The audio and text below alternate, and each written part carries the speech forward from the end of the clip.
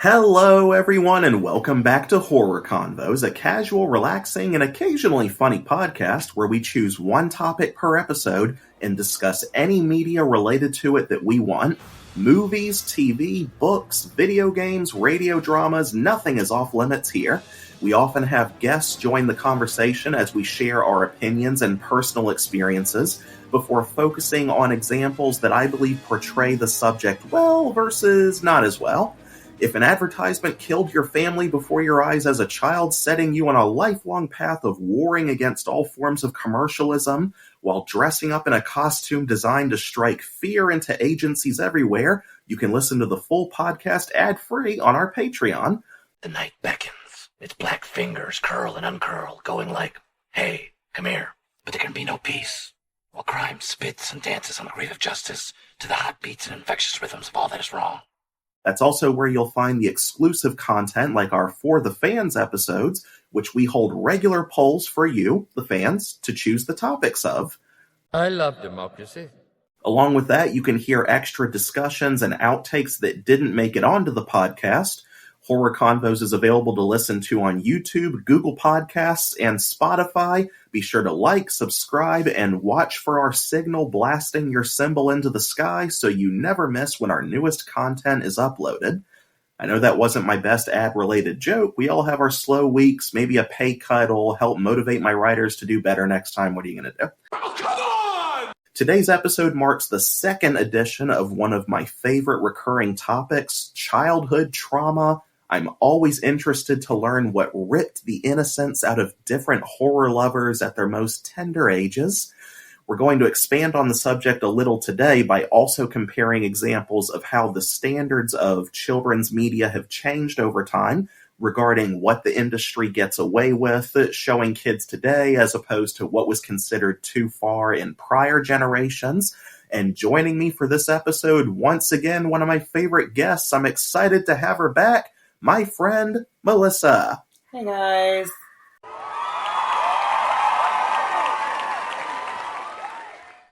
Spoiler alert! What scared you growing up? It doesn't even have to be something that was specifically intended to be horror or aimed intentionally at children, and just what it influenced you growing up, I should say, that got you into horror and left an impact on you. Oh, Tim Curry. Tim Curry is like the queen of horror in my brain. I did not misspeak. Right down from the Frankenfarter, when I was a little kid, then when he was in that Tom Cruise movie, Legend, as like a big giant horned monster. Yes. I haven't seen that, but I know that character a lot. Just Clue, he was the bad guy in Clue. Yeah. Tim Curry is, like I said, my queen of horror. What was the first thing you saw him in? I'm guessing Rocky Horror. Really? Yes. As soon as you said queen of horror, I thought you would have said Rocky Horror Picture Show. No. Like I've seen all of that at a very early age. Probably all before I was 5. Nice. Having young parents, they did not have a lot of scrutiny as to what I watched. My mother's favorite stories are talking about how I'd sit on the couch eating hot wings and watching Nightmare on Elm Street. Oh my god, that sounds so great. Yeah. How sweet, fresh meat! Yeah, I never had any viewing parties for horror or like evenings. Eating snacks while watching it that I'm aware of. I mean, I got away with watching so much at too young of an age. I don't blame my parents for that. They both worked a lot. It came down a lot of the time to just what was on TV, and I think the ratings probably were misleading at times as to like if this was rated TV PG. Then mom or dad probably figured, that won't be too bad. But my introduction to Tim Curry was actually the 1990 It miniseries as well. That was. I always forget whether that was my introduction to Stephen King or not. I mean, my grandmother was a lifelong King fan, and so a lot of his stuff I watched with her, and she turned me on to trying to get into his books. But it was either the It miniseries or the Pet Cemetery movie, the first one from 89, I think.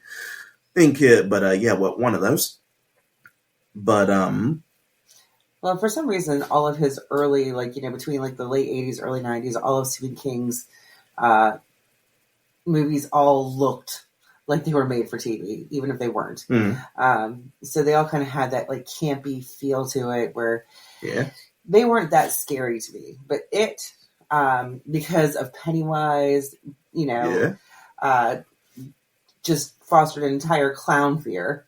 Not chronic. I can go to the circus. But, clowns are kind of scary. Yeah, I actually don't recall being afraid of clowns from before if it was on TV by 1990, then I guess I would have first seen it when I was very young, maybe around 5, I don't know. But I could swear I have these memories of going to the circus as a kid, and I'm high functioning on the autism spectrum, so it's I get sensory overload with loud crowds and very loud noises and stuff. So that probably had more to do with it than the actual performers. And I was always kind of, sketchy or wary of strangers at first. It was a mix of either not wanting to be near new people or being way too trusting of new people. It just depended on the situation. But I could swear I remember liking clowns more, but before I saw Pennywise for the first time. And even today, it's I've long since gotten over it. I have a lot of sympathy towards clowns for the negative stigma that was associated with them. But from a psychological standpoint, with the uncanny valley and such, I understand how maybe the whole concept of performers in makeup, getting all up in your face and being all over the top, maybe it's a very hit or miss kind of performance. You really got to choose your audience carefully with that, especially when you're dealing with children. Well, as a kid growing up in the early 80s, my exposure to clowns was Killer Clowns from Outer Space. Nice. And the really mean clowns from Dumbo who bullied the little baby elephant. So there were no good clowns. I completely forgot about that. Oh my goodness. You ever get the chance, you and Tony got to check out, did you ever watch those videos of Rankles the Clown? Mm-hmm. Oh, yeah, I watched the whole documentary about him. I think it's still available to watch on Amazon. And a fascinating character, in terms of how he utilized his clown persona and deliberately played on it in ways that he was trying to be constructive, basically serving as that whole, if children misbehave, then I'm going to call you and spook you kind of thing. But it's definitely not something you could do today without getting just an immediate shitstorm on social media and such. Sure. That was very much a product of its time. Well, don't forget that, was it William H. Gacy? What? John Wayne Gacy. John Wayne Gacy. Yeah. Was the quintessential evil clown. And a direct influence on King, I believe, for when he was developing Pennywise. I think it was, he's talked about it in interviews before, but I think it was a mix of John Wayne Gacy, a string of child killings or disappearances he saw at some point in the 80s. This may have been unconnected to Gacy. I think there was a separate string of child kidnappings, murders, disappearances happening at some point. I went down a rabbit hole researching this. I've forgotten so much of it because I went through this point as a kid where I was just deep into researching everything that interested me. As soon as I got a laptop for the first time, middle school onward, anything that wouldn't get me in trouble with the school administration for what I was using the internet for, or I was going into as soon as I got an idea in my head of I wonder where I could learn more about this, just straight to YouTube, straight to Google. But yes, I think, did you mention that Scooby-Doo was an influence on you early on, or did you grow up? I think we might have talked about them when we were talking about the serial, the sitcom horror. Yeah. And I did watch a lot of Scooby-Doo, but I don't remember that being ever very scary to me. Really? Yeah. Not even the original series? No. Now that being said, like I said, I've watched, Nightmare on Elm Street and ate hot wings on the couch in my, when I was like, under 5. So Yeah, I guess that the standards were definitely the bar was set very high for you right away. Yeah. Yeah. And like my grandmother being my primary caretaker during those young years, and she was Japanese, like fully, like grew up in Japan, spoke very poor English, and so my television watching was pretty unsupervised because she didn't really understand half of what was going on in the shows, anyways. And we'll have to talk about that sometime. Maybe like in the extras. Just to get to know like your background with Japanese culture a little bit, because I know you did mention and that was a part of your life for did you say that was a good chunk of influence on you as far as like growing up learning about it? Yes, absolutely. My grandmother is like a very big influence in my life. She passed away when I was about 22. Oh. And it was really hard for me because I couldn't even go to her funeral at the time. Oh. And we'd always been very close. But that aside, that's a different day. And I've talked in the last episode discussing my childhood trauma. I probably started off like that. What had the most influence on me as a '90s kid, because like I was born in a '91, and I would watch. I saw several things from like past generations on TV, like at my papa and grandma's house in a near Lake Gaston. And so a lot of times when we go to visit Papa and Grandma, I would just sit in front of the TV. We'd find something, and my dad was there, and Papa and Grandma usually they didn't watch a lot of movies. They mostly watched either general TV or sports. So a lot of the old television I was introduced to was through them. The Andy Griffith Show, the Addams Family, a little bit of the Munsters here and there, but I never got into watching them as much. I might have seen bits and pieces of the Twilight Zone and or the Outer Limits, because I distinctly remember it, like I have vague memories very early on of anthology horror, but I was obviously too young at the time to really understand a lot of that. Just God, the Outer Limits and the Twilight Zone were so far ahead of their time, and I'm so glad they brought it to streaming services so I could just binge the whole series. But yeah, a big thing for me growing up in the 90s, I would say, were Goosebumps, more so the TV series than the books, although I read plenty of the books. And Are You Afraid of the Dark? I don't know how much of that you watched. I watched a lot of Are You Afraid of the Dark. The Goosebumps, I've read all the books. And then I read all the books up into probably the point where I was like 14. But I also read his other series, which was called Fear Street. I was introduced to Fear Street around 14, 15 years old when I started high school. I talked about this before. I was in the library, and they didn't have a lot of Goosebumps stuff. I'd gotten to that age where I felt like I had read all the best ones, and the later books weren't as good, in my opinion. It felt like R.L. Stine kind of ran out of gas. That, and I think he was trying to be more family-friendly as the books went on. Like, he might have gotten into a little bit more of a merchandising or business mindset with the later entries in the series, because it feels like the earlier books were just scarier, or they still had that children's comedic value to them. But the early stories, I thought, were more on par with Are You Afraid of the Dark? And Are You Afraid of the Dark, I thought, was consistently scarier, at least than the later edition of Goosebumps, in terms of how it balanced out the horror and the humor more. And a lot of people don't know, I don't know if I've mentioned this, but many of the same people, I believe, who worked on Are You Afraid of the Dark were working on Goosebumps around the same time, because I think they were both...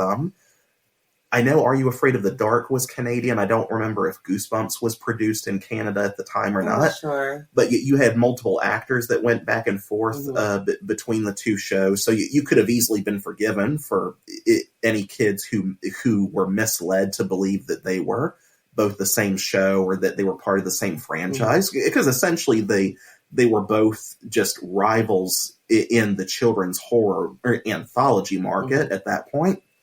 But yeah, the first Fear Street book I read that I can remember is Lights Out, the one at the campground. Yep. Yeah, I still own a copy of it. It's somewhere among all my stuff. But yeah, Fear Street was definitely more the Kool-Aid that I started drinking in my teenage years, just because it felt like more grown up than it was bloodier, it was grislier, you had more serious subject matter, and many of them were more murder mysteries.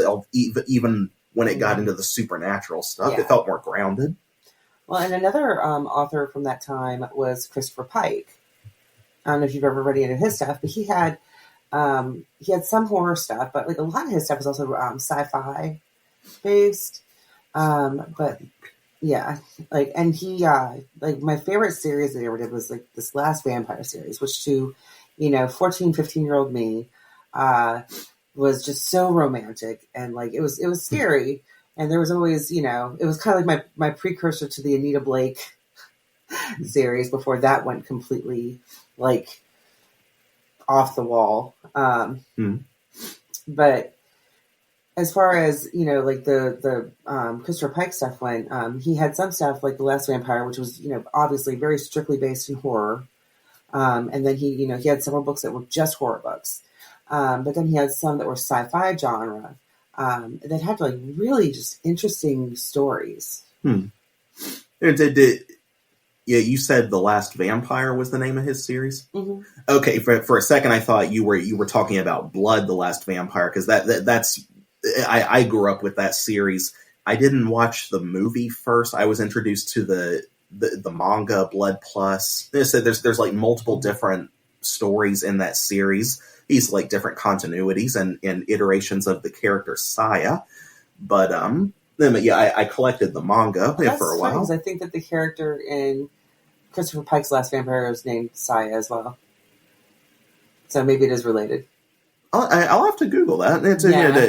We might be, because I remember you had the Blood, The Last Vampire movie. Then you had the manga. Then you had the like 2 or 3 different anime series. Tell me if this is the right character.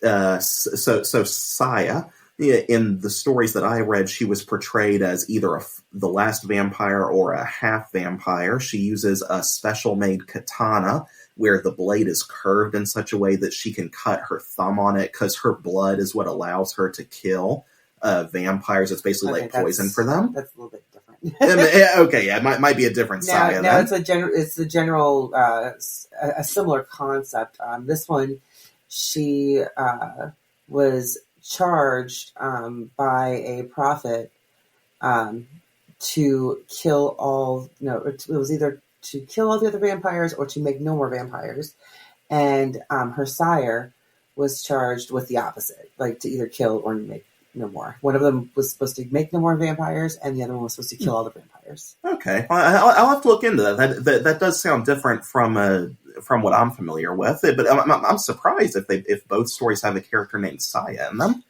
It's a pretty basic. It's like the basic bitch name for vampires. It's like the Heather of vampires. Oh, I didn't know that. That's like a common name for I vampires? feel like it is, like for like those kind of like I'm so ancient that I predate all this other bullshit. And I mean, does it mean something specific in Japanese, or is it? I don't know. It's definitely not a Japanese specific thing. It's like Saya could be any kind of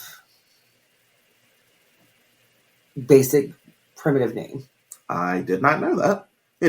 I always associated the name more with if not the Saya character from the Blood, The Last Vampire, then I'd seen a couple different characters named Saya, but I think it was always related to, in the case of vampires, I believe it was typically related to more Asian folklore, as far as like Japanese or Chinese interpretations of vampires. There's like, that's one of the rabbit holes I went down with like my internet binging phase was just looking into like every mythos of vampires in different cultures because I was always fascinated by that.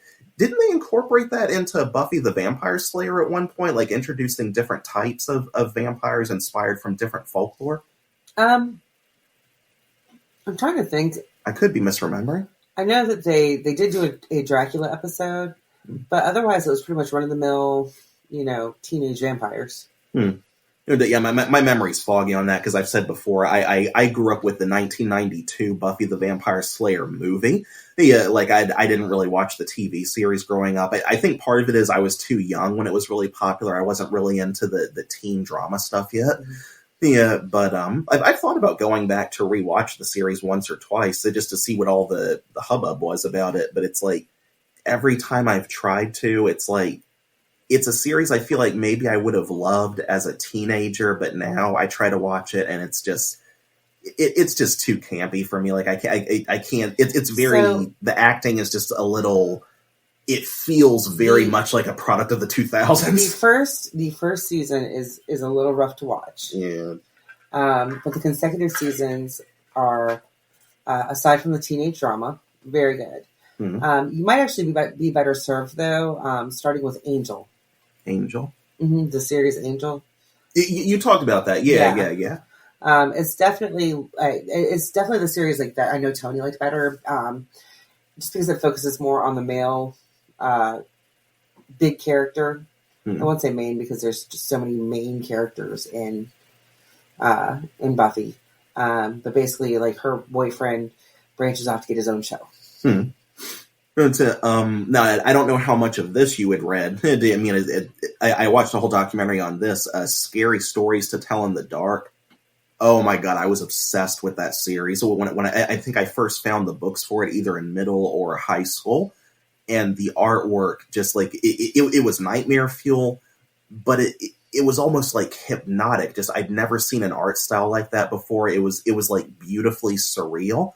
Well, and I always forget the name of the artist that did them. I think it was like Stephen Gamble or something. Okay. You can, I think you can still find the documentary series about it on Amazon as well. Well, Amazon Prime, and it's just fascinating the story of. Like R.L. Stine and even Stephen King, to some extent, like so many authors were influenced by the Scary Stories series because this like pretty much set the foundations for Goosebumps. Are You Afraid of the Dark? Like multiple children's horror series, especially in the literary medium, pretty much directly took a page from the success of Scary Stories, not just in terms of the creative process, but marketing. Because like people tried to get these books banned out of schools for years. Parents absolutely hated it. Which, depending on the age range of kids that were reading it, I mean, this is definitely not something you'd want to look at for elementary schoolers, let alone 5-year-olds, because it was gruesome. Some of the illustrations were so bloody, but it was so. It's almost impossible to describe unless you see it for yourself. It was beautifully grisly, is the best way I know how to put it.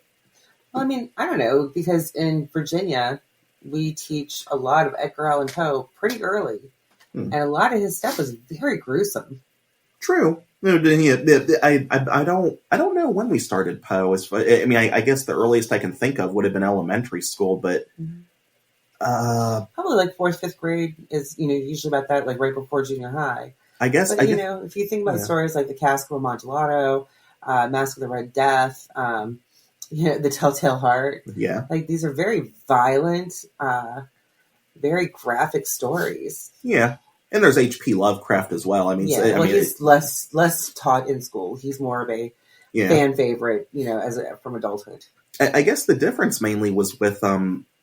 was in the Edgar Allan Poe stories. I mean, at least the versions we read in school, we typically read the stories. There weren't any pictures and stuff, but Scary Stories, like, was made by its illustrations as much as it was by the stories. Just the artwork that took on a life all its own in terms of, like, how future artists have been influenced by it, future horror authors.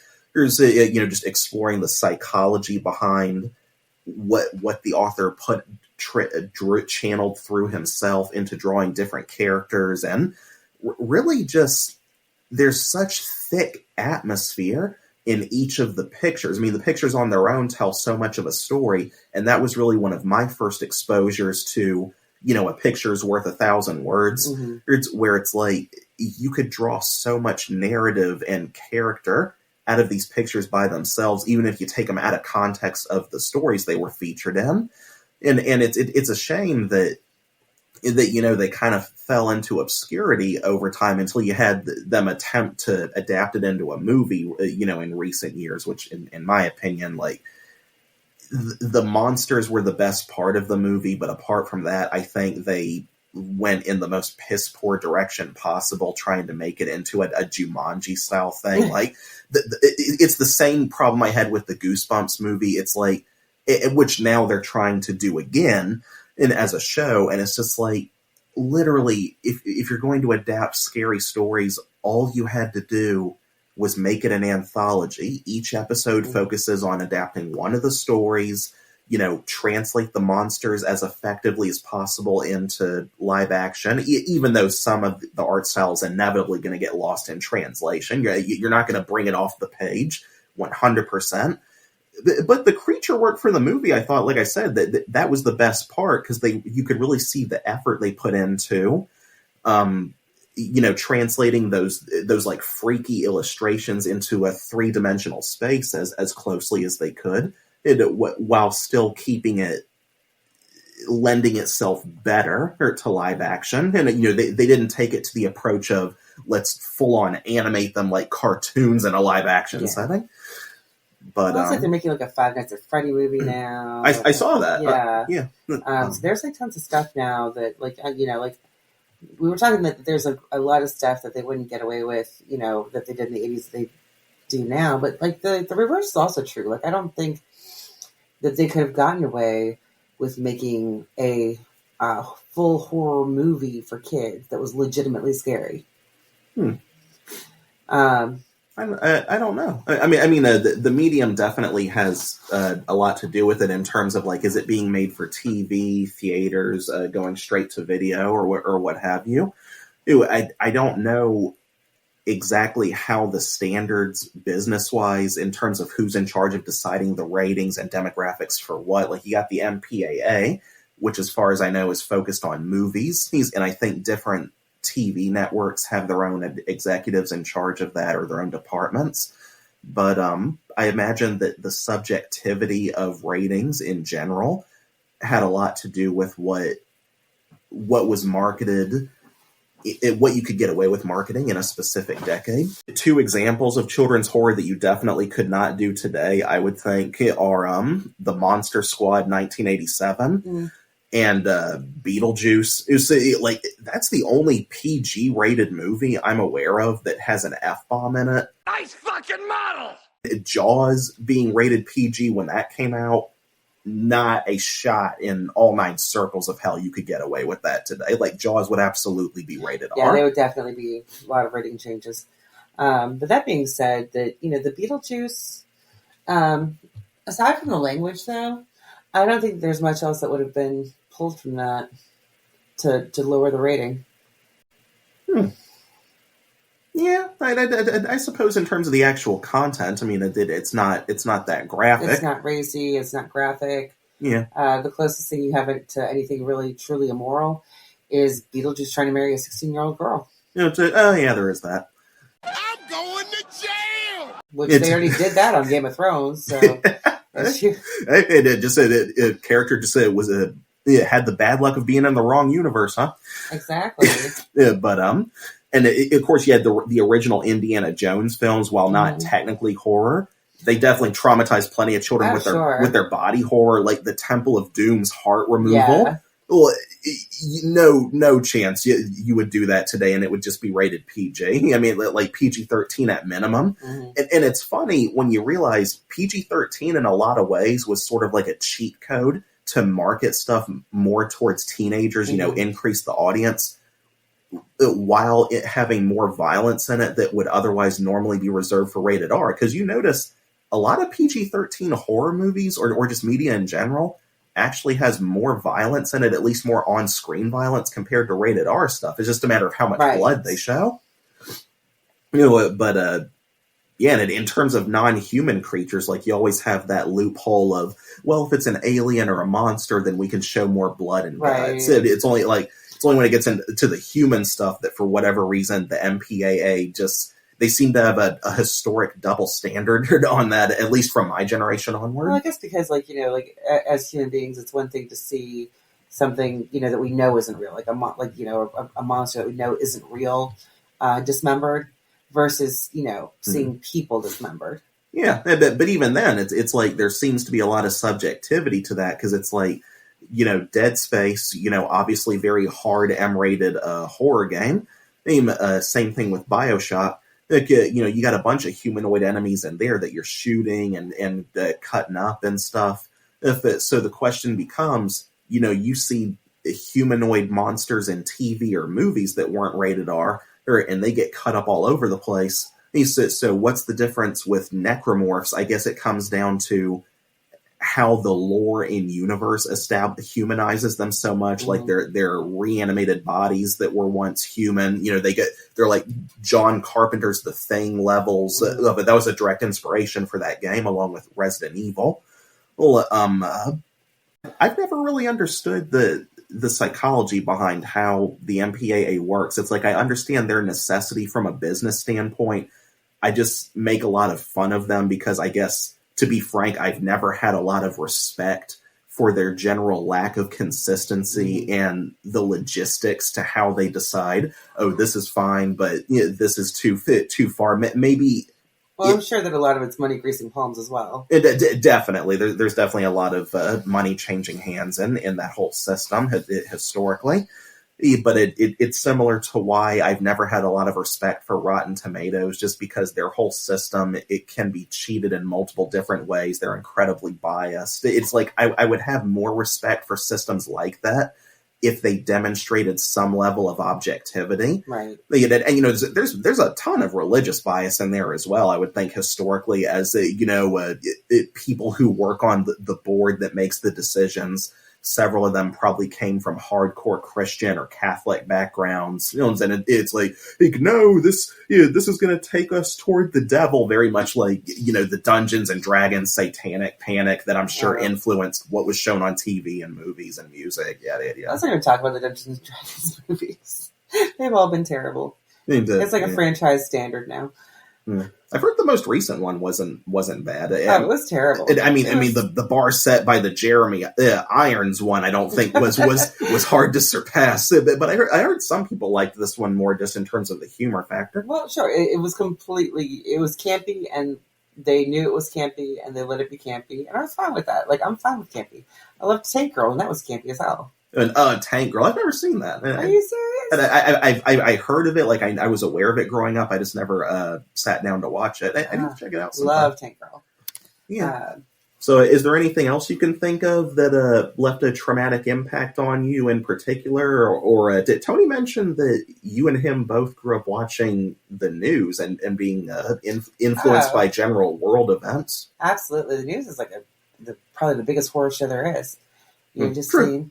there were, you talk about, child abductions and child killings. Like, we had, like, the John Bonet scandal when we were kids. And, just, like, all the time, like you see kids go missing. We had kids on milk cartons, Yeah. You never see that anymore, as far as I'm aware. At least I haven't seen that in a long time, as far as... Yeah, I believe that they discontinued that. Yeah. But, yeah, like, you hear about kids go missing, kids killed, kids kidnapped, kids, Yeah, and I imagine whatever you could understand about what was going on with wars and, like, political strifes at the time. As far as I remember, not remember because I wasn't born yet, but from what I was taught in school, like, the whole Cold War era of news was there was tons of paranoia going on. Well, we always kind of assumed that one day we'd have to go hide under our desks, like that was going to save us from a nuclear bomb. Yeah, I saw that. They reference those films, those instructional films in The Iron Giant. That was my first exposure to it. Since that film takes place in the 50s, I think. I did never take part of a nuclear war drill. We never had any of those. I'm pretty sure that by that point they realized that they were pointless.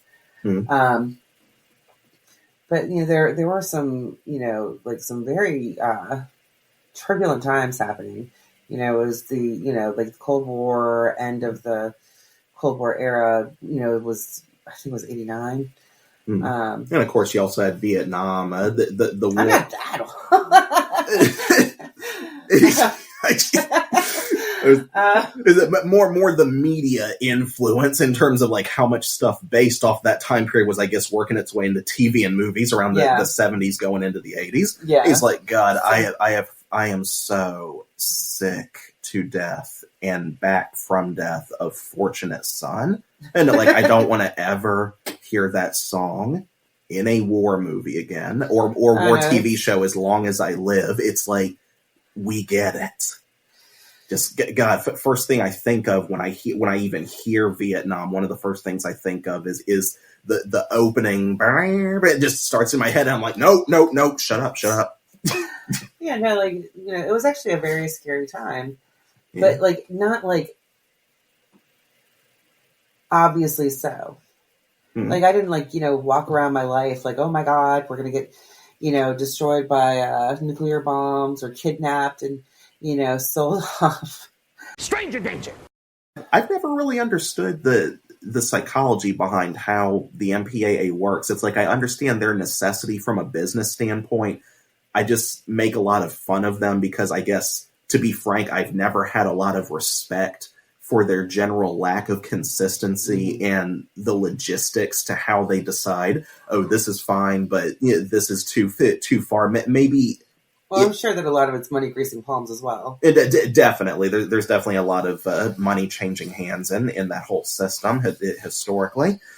But it's similar to why I've never had a lot of respect for Rotten Tomatoes, just because their whole system, it can be cheated in multiple different ways. They're incredibly biased. It's like I would have more respect for systems like that if they demonstrated some level of objectivity. Right. And there's a ton of religious bias in there as well. I would think historically, as people who work on the board that makes the decisions, several of them probably came from hardcore Christian or Catholic backgrounds, and it's like, no, this is going to take us toward the devil, very much like, the Dungeons and Dragons satanic panic that I'm sure influenced what was shown on TV and movies and music. Yeah. I was not going to talk about the Dungeons and Dragons movies.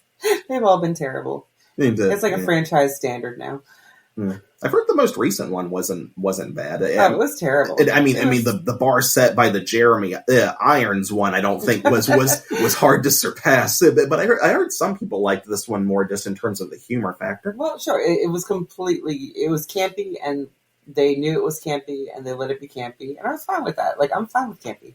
I loved Tank Girl, and that was campy as hell. And Tank Girl, I've never seen that. Are you serious? And I heard of it, like I was aware of it growing up. I just never sat down to watch it. I need to check it out sometime. Love Tank Girl. Yeah. So is there anything else you can think of that left a traumatic impact on you in particular? Or did Tony mention that you and him both grew up watching the news and being influenced by general world events? Absolutely. The news is like probably the biggest horror show there is. Just True. seeing... there were, you talk about, child abductions and child killings. Like, we had like the John Bonet scandal when we were kids, and just like all the time, like you see kids go missing. We had kids on milk cartons. Yeah, you never see that anymore, as far as I'm aware. At least I haven't seen that in a long time. As far as I believe that they discontinued that. Yeah. But yeah, like you hear about kids go missing, kids killed, kids kidnapped, kids. Yeah, and I imagine whatever you could understand about what was going on with wars and like political strifes at the time. As far as I remember, not remember because I wasn't born yet, but from what I was taught in school, like the whole Cold War era of news was there was tons of paranoia going on. Well, we always kind of assumed that one day we'd have to go hide under our desks, like that was going to save us from a nuclear bomb. Yeah, I saw that. They reference those films, those instructional films in The Iron Giant. That was my first exposure to it. Since that film takes place in the 50s, I think. I did never take part of a nuclear war drill. We never had any of those. I'm pretty sure that by that point they realized that they were pointless. But there were some some very turbulent times happening. You know, it was the, you know, like the Cold War, end of the Cold War era. You know, it was, I think it was 89. And of course, you also had Vietnam. The war. I'm not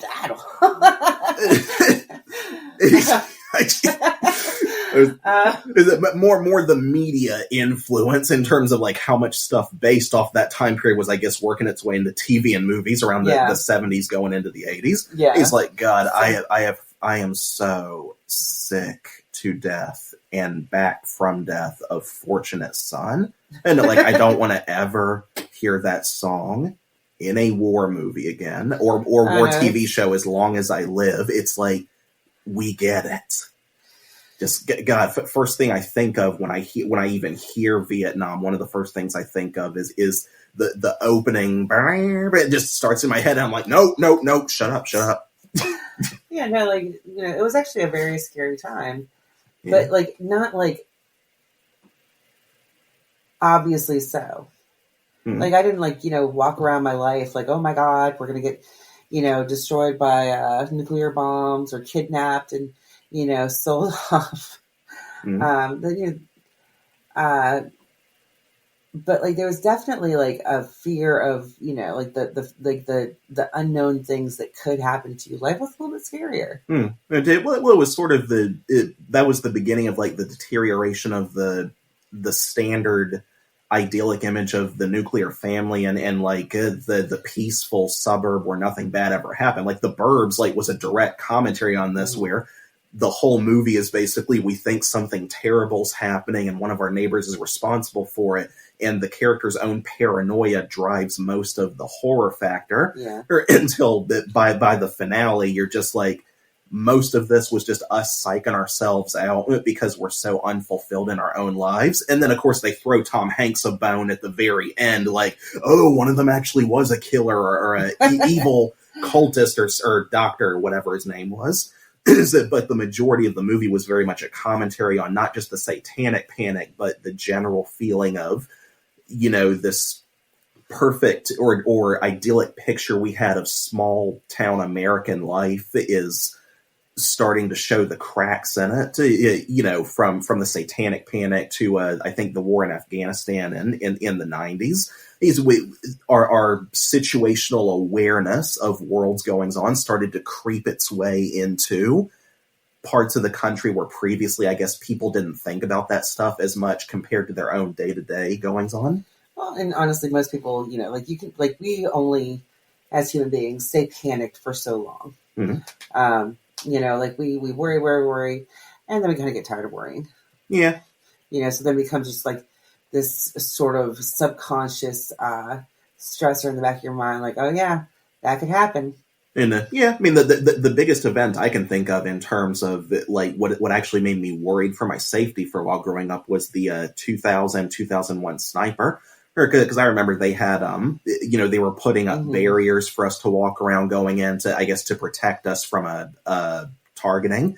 And I remember a very little bit about us going through drills as far as what to do if a gun threat was announced in the school. We did a few of those as far as hiding under our desks, staying quiet and such. And then we heard the news that the guy and I think his accomplice or whoever it was had been caught near a gas station, I think. And I remember us all just breathing a sigh of relief. Like, my parents were so relieved. Like my mom and dad were afraid to drive me places you know, for a while or just to leave the house.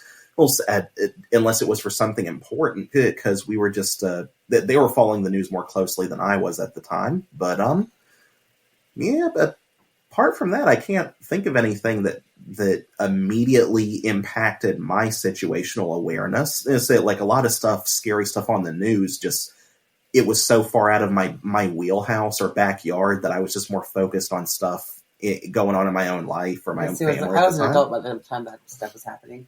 But like, you know, Columbine happened when I was in high school. And then 9/11 actually occurred my freshman year of college. Yeah, I was 2001 I would have been. Did 10 or 11, I think, at that time. And that is all the time we have for this episode of Horror Convos. Comment below, what was your childhood trauma? How do you think the standards of age appropriateness have changed in regards to children's media, be it specifically horror media or just in general? Do you agree or disagree with any of our takes? Don't be shy with your opinions. Remember, this is more than a podcast. It is a dialogue between horror lovers. Here is your regular reminder that Horror Convos is available to listen to on YouTube, Google Podcasts, and Spotify. Be sure to like, subscribe, and hit that notification bell so you never miss when our newest content is uploaded. Until we talk again, good night and be well.